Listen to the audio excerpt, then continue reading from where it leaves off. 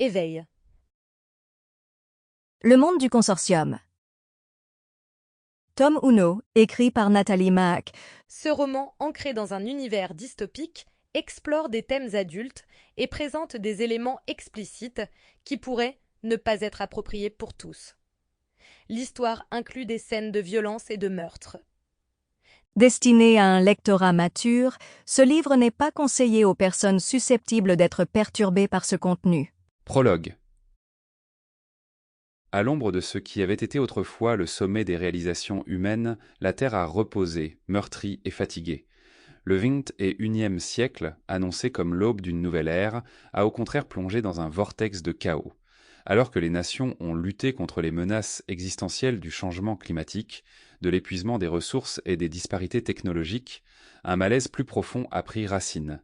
Des clivages idéologiques, forgés au fil des siècles, ont déchiré la fragile unité du monde. Les hommes ne se sont pas précipités dans le conflit du jour au lendemain. Les signes étaient là pour ceux qui ont osé regarder. Des pénuries d'eau opposant les communautés les unes aux autres, des crises énergétiques plongeant les villes dans l'obscurité, et une course technologique creusant le fossé entre les riches et les pauvres. Pourtant, ce sont les rifts culturels, ces gouffres infranchissables de compréhension et de valeurs qui ont préparé le terrain pour l'inévitable. Dans les années précédant la guerre, le discours mondial est devenu de plus en plus polarisé. Les débats sur la manière de faire face au changement climatique, le rôle de la vie privée numérique à l'ère de la surveillance et l'éthique de l'intelligence artificielle sont devenus des champs de bataille. Ce n'étaient pas de simples désaccords académiques, mais des questions sur la nature même de la société. La mèche a été allumée non pas par un acte d'agression grandiose, mais par une série de frappes calculées dans le domaine numérique. Les cyberattaques ont paralysé les infrastructures critiques, laissant des millions de personnes sans électricité ni eau potable. Les disputes territoriales sur les derniers bastions de ressources naturelles se sont intensifiées, les drones et la guerre cybernétique remplaçant les chars et les cuirassés d'autrefois. La ferveur nationaliste, alimentée par la propagande et la peur, a poussé le monde au bord du gouffre.